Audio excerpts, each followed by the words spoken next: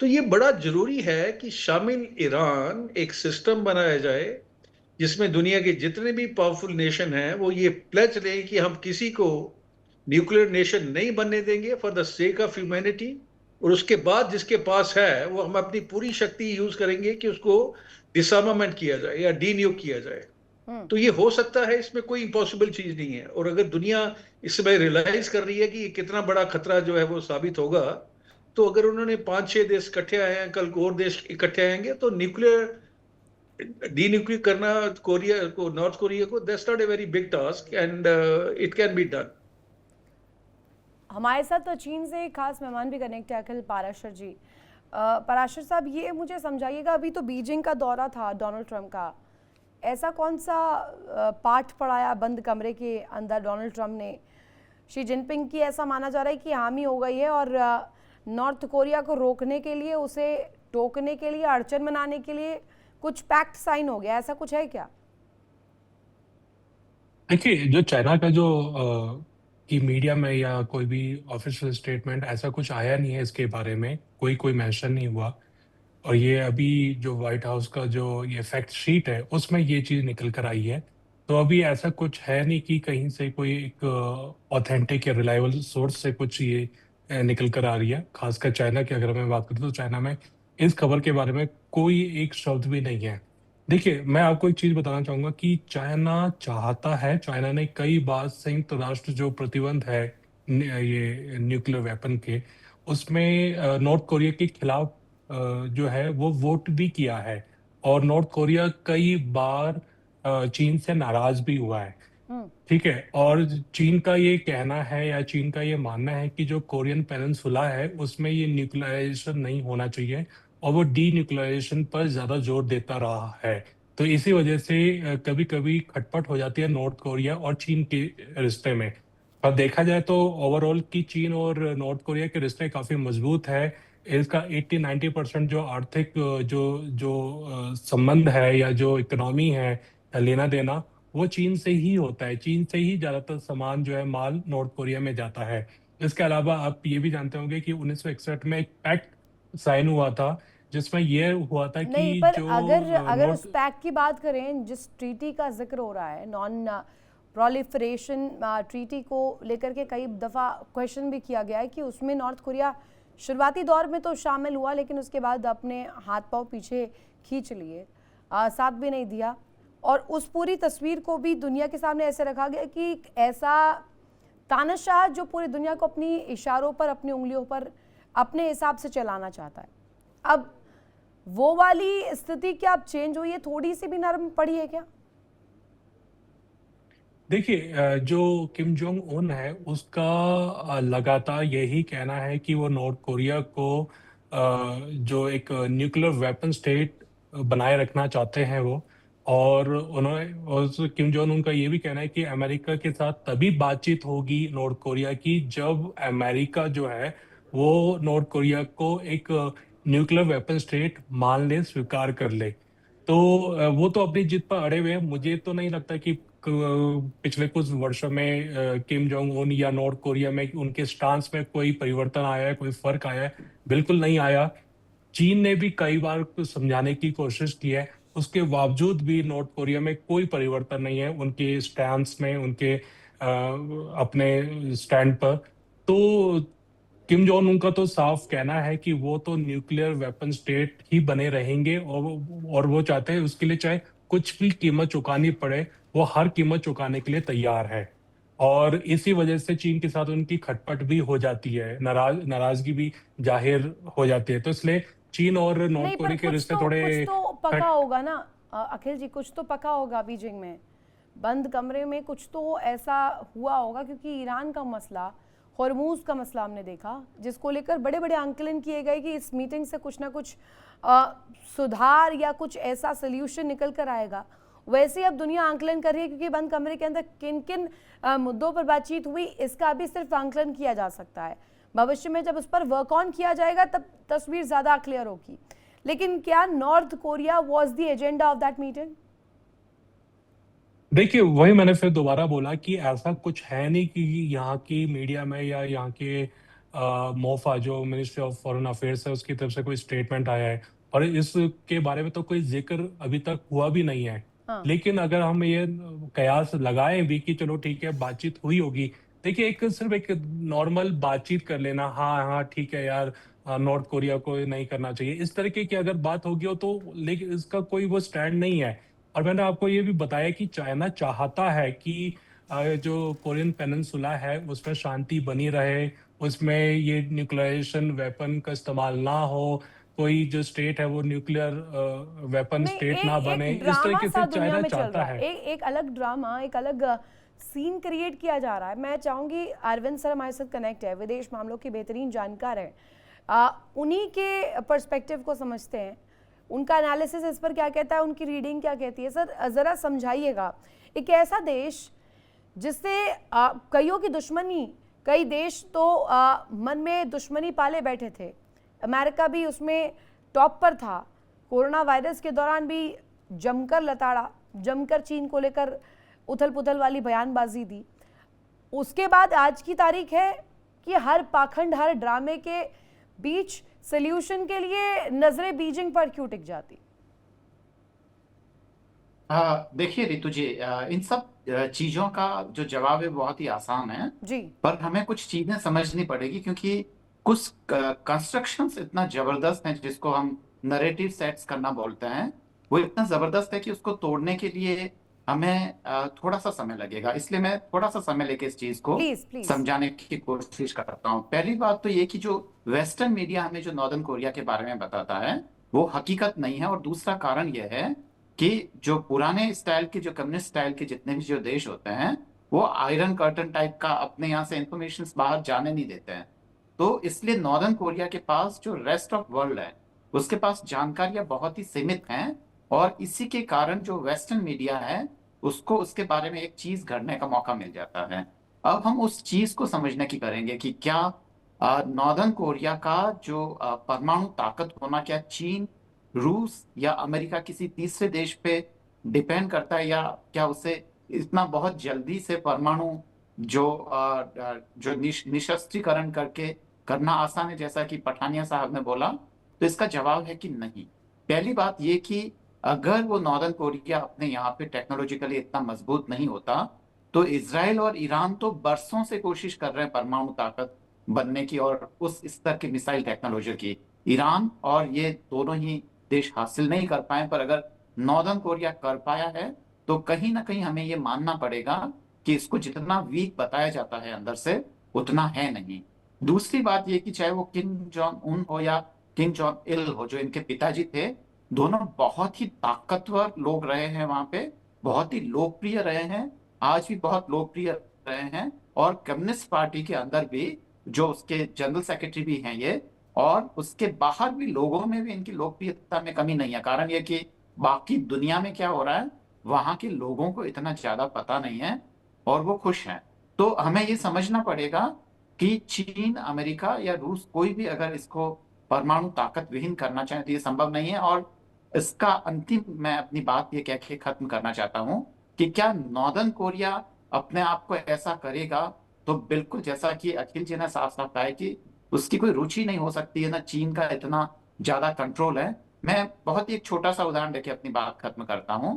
आपको पता होगा कि आज भी जब वो हरे कलर की जब वो रेलगाड़ी से जब रूस गए थे तो पूरे ही पुराने जो कम्युनिस्ट ढांचा नहीं था जहां एक एक चीज उनके बाल से लेके कपड़े तक वापस लाए गए थे, वहां पे एक भी चीज नहीं छोड़ी गई थी। और इसी तरीके से जो बात करने का या सब कुछ करने का जो तरीका है वो बिल्कुल वैसा ही परंपरावादी है, और कोई उसके नॉर्दर्न कोरिया की कहीं कोई इंटरेस्ट ही मैच नहीं करते हैं जैसे कि चीन के इंटरेस्ट मैच कर रहे हैं। चीन इसलिए कहेगा क्योंकि उसको यूनाइटेड स्टेट्स से व्यापार चाहिए। नहीं तो व्यापार चाहिए, लेकिन अभी बिल्कुल। आतंक के सरदार के रूप में भी तो वही उभर के आ रहे हैं। अगर किम जोंग उन की बात करें, किम जोंग उन कोई लड़ाई नहीं, कोई बहस नहीं, कोई बायलैटरल टर्म्स में कुछ ऐसी खटपट नहीं, लेकिन इसके बावजूद भी हर दफा धमकाने वाले अंदाज में नजर आते हैं। देखिए, आतंक का जहां तक मामला है रितु जी, देखो वहां पे जो जैसे कि कम्युनिस्ट स्टाइल के जितने भी देश हैं, अब तो खैर बहुत गिने चुने बचे हैं, जी। बाकी सबने उदारीकरण भी कर लिया ना, तो अब रूस उस हिसाब का कम्युनिस्ट बचा है, और न ही चीन।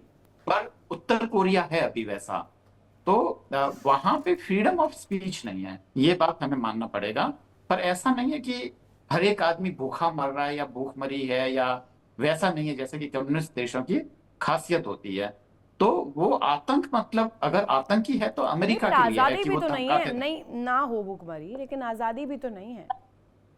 आजादी बिल्कुल नहीं है, और इसको बिल्कुल पसंद भी नहीं किया जा सकता है ना, इसका हम सपोर्ट कर रहे हैं। ठीक है, हम एक केवल उस सवाल मेरा चीज को समझने जामवाल की। सर से इसी पर, sorry to interrupt. Jamwal sir, मुझे बस इतना समझाइएगा, क्योंकि जो दुनिया देख रही है और हम और आप जैसे देख रहे हैं, भारत के परिप्रेक्ष्य में अभी ये पूरी जो दुनिया भर में एक माहौल सेट हो रखा है, खासतौर पर न्यूक्लियर फैक्टर पर, एन फैक्टर पर, ये आगे बड़े विध्वंस की तैयारी तो नहीं, और या ये इस तरीके से देखा जाए कि रीजनल तौर पर लड़ाइयाँ लड़ी जाएंगी? लड़ाई ईरान से भी है, अमेरिका की लड़ाई कोरिया से भी अब देखिए आ रही है, लड़ाई अभी काउंटर करने के लिए चीन को भी, चीन का दौरा करना पड़ गया। अब इन तमाम चीज़ों के बीच क्या कोल्ड वॉर एरा एस्केलेट हो रहा है? देखिए, कोल्ड वॉर चाइना और यूएस के बीच में कुछ मतलब चल ही रही है। कई चीजों को लेकर रशिया और यूएस के बीच भी चल रही है। आई मीन म्यूचुअल सैंक्शंस हैं, वो सारा कुछ है।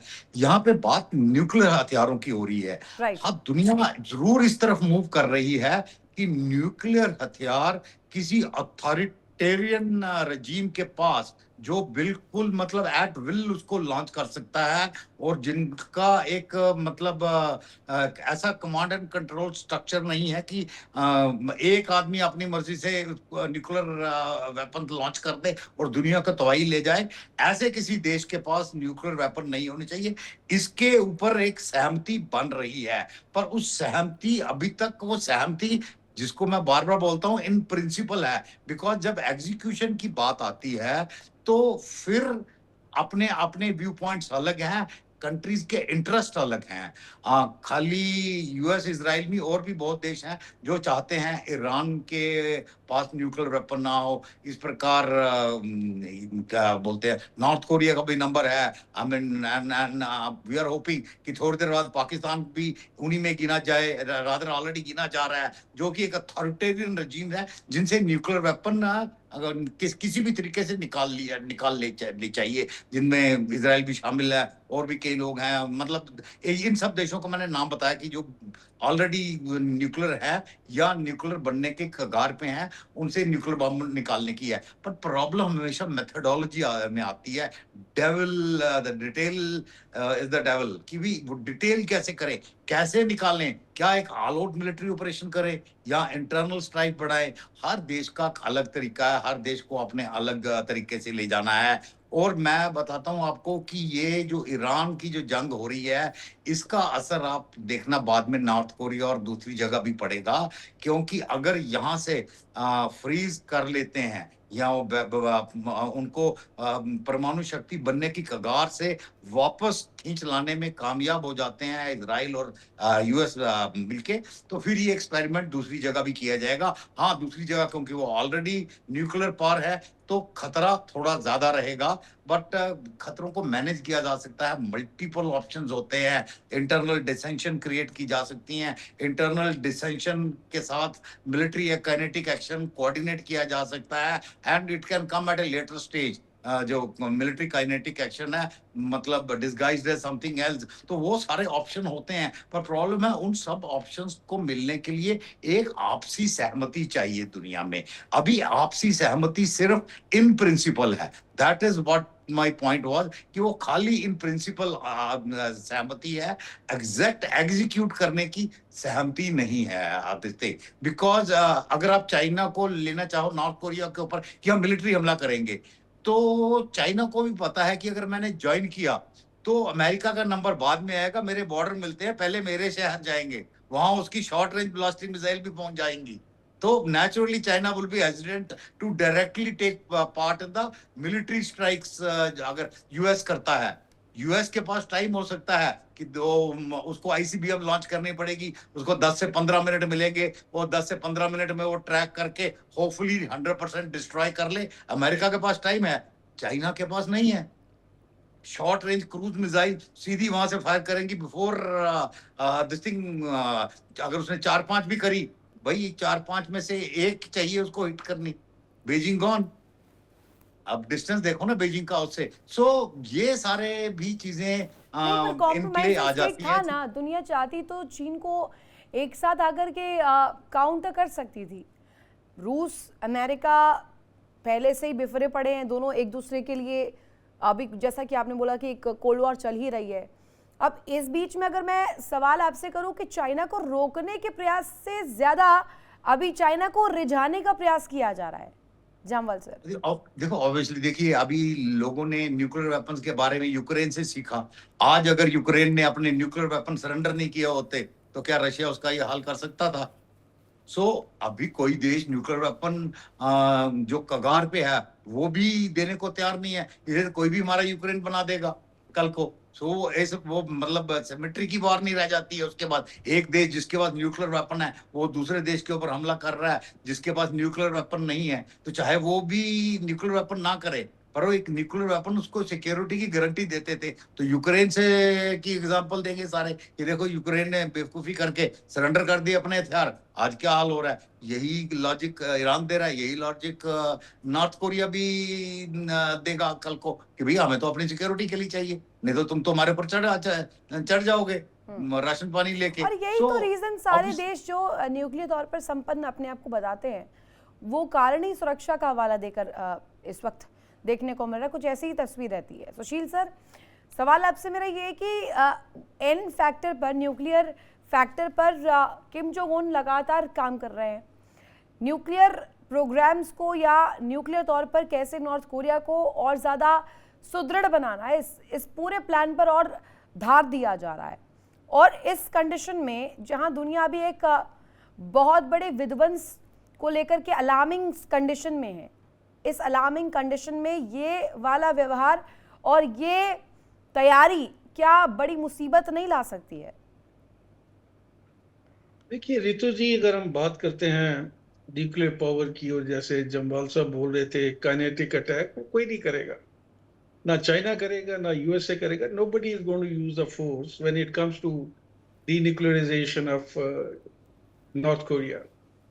आपके पास बहुत बड़ा हथियार है। अगर आप देखेंगे जितनी भी इतिहास में रिवॉल्यूशन हुई है, जब लोगों को खाने के लिए लाले पड़ जाते हैं तो रिवॉल्यूशन होती है। इसमें दुनिया को एक इकट्ठा होके उसके ऊपर इतनी सैंक्शन लगानी चाहिए कि उसको खाने के लाले पड़ जाए। और उसके बाद आप देखिए जब इंटरनल डिसेंट उससे निकलेगा, ये नहीं कि आप उसके ऊपर इन्वेजन कर दीजिए, that will be a stupidity and nation is going to do that. Let's be very clear about it. जहां तक इजराइल का सवाल है Ritu ji, Israel has already got nuclear bomb and that is the reason Iran is in pursuit of nuclear bomb because of Israel। तो ये कोई लुकी छुपी बात नहीं है, होल वर्ल्ड नोज अबाउट। अभी इन्होंने यूएसए की मदद से लिए हैं या खुद बनाए हैं उसको, that's not the question. Question ये है कि in the interest of the humanity and world we got to be together. कहते हैं ना देर आए दुरुस्त आए, पीछा जो हो गया उसको bygones, let be the bygones be bygones. No, we have to make sure that these things they don't happen, otherwise कल को साउथ कोरिया भी बोलेगा कि नॉर्थ कोरिया के पास न्यूक्लियर वेपन है, मैं भी बनाऊंगा, कौन रोक सकता है उसको?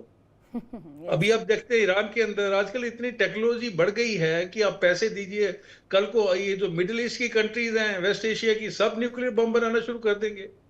तो ईरान के साथ जो अभी चल रही है लड़ाई, basically nuclear centric and intercontinental ballistic की रेंज को जो कम करना चाहते हैं वो बहुत जरूरी है। और आपने ये मिसाइल्स एक का गेम जिक्र किया तो चेंजर मैं बनेगा। चाहती हूँ कि अब जरा जो दर्शक देख रहे हैं, हवासोंग 15, 17 और अलग अलग जो वेरिएंट्स है उसको लेकर चर्चा की जाती है, आईसीबीएम्स को लेकर जिक्र किया जाता है। मैं जरा चाहूंगी कि आप प्लीज उसे जरा एनालाइज करके बताइएगा। हमारे जो दर्शक देख रहे हैं वो जानना चाहते हैं कि ऐसी कौन सा तुरुप का इक्का नॉर्थ कोरिया के पास है, किम जोंग उन के पास है, जो हर दफा तानाशाही के साथ कनेक्ट हो जाता है।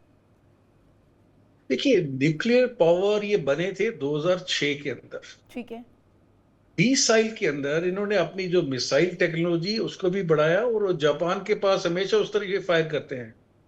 अभी इनकी जो मिसाइल्स की रेंज है और न्यूक्लियर वॉरहेड की जो कैपेसिटी है वो उसको आस्ते आस्ते बढ़ा रहे हैं। They have attend that proficiency.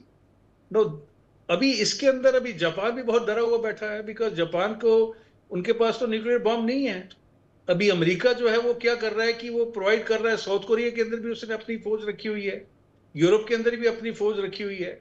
So they are trying to protect these countries who are not nuclear. एक बीच में आपने देखा होगा कुछ साल पहले, काफी साल पहले, एक न्यूक्लियर डिसआर्मामेंट का प्रोसेस शुरू हुआ था, जिसमें अभी इस समय सबसे ज्यादा न्यूक्लियर बॉम्ब किसके पास है? रशिया के पास, followed by USA, and then we come to China. एंड चाइना जो है वो कॉन्स्टेंटली अपने बम्स की जो नंबर है उसको बढ़ाते जा रहा है।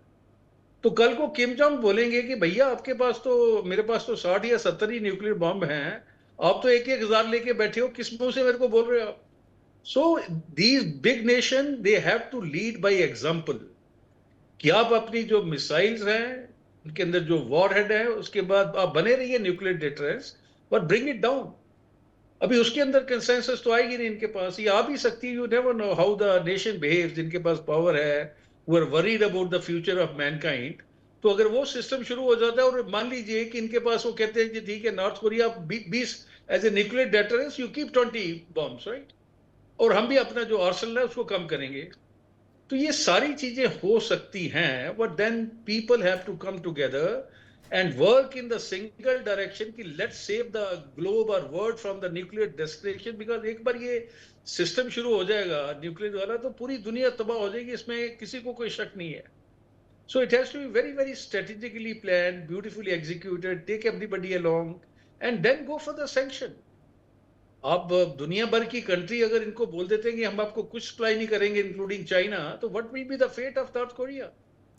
और जब उनको लोगों को वहां खाना नहीं मिलेगा, दवाइयां नहीं मिलेंगी, उनकी बुरी हालत हो जाएगी, तो इसकी जो डिक्टेटरशिप है किम जोंग की, वो पूरी तरह से खत्म हो जाएगी। तो वो चीजें क्रिएट कर सकते हैं, इनके पास तो पावर है आज जो भी बड़े एक देश बड़ी मीटिंग को लेकर के तस्वीर आई थी। पुतिन भी जो है शी जिनपिंग से मिलने के लिए पहुंचे हुए हैं। और अखिल पराशर जी, अभी बीजिंग में क्या हलचल है इसको लेकर? पुतिन पहुंच रहे हैं, पुतिन अगर वहां पर मौजूद है, क्रेमलिन मॉस्को के साथ साथ मिलकर के कैसे बीजिंग आगे बढ़ेगा? क्या वो अमेरिका को रोकने के लिए होगा या नॉर्थ कोरिया के लिए? देखिए, सबसे पहले तो बता दो कि बीजिंग में व्लादिमीर पुतिन के स्वागत के लिए काफ़ी जोरदार उनका स्वागत किया जा रहा है, और मीडिया में उनकी विजिट के बारे में काफ़ी चर्चाएं हो रही हैं। देखिए इंडिया डेली 24/7 अब आपकी स्मार्ट टीवी पर। इंडिया डेली मौजूद है सभी डिजिटल प्लेटफॉर्म पर लाइव और लगातार। इंडिया डेली 24/7 हर दिन राष्ट्र को समर्पित।